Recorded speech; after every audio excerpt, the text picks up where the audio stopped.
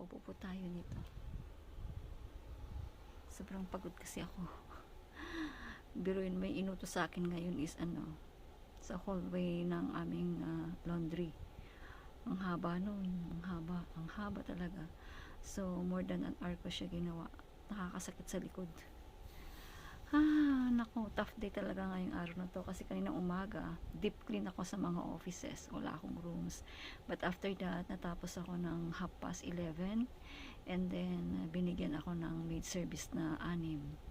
So, dali ko naman natapos kasi puro maliliit naman yun. Isang malaki, may isang malaki pala. Kaya yun, after break, yun, tinapos ko lang yung isang room ko and then nag-public area na ako, yung hallway. Ang hirap talaga. Diyos ko, nakakangawit. Pero sa awan ng Diyos, natapos ko naman. Kaya nakaupo ko ngayon dito. Bukas 13/2 ang prepare nila.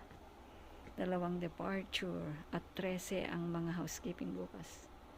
And ito po ang aming store. Yan. Ito ang aming store kung saan nilalagay ang aming mga linen.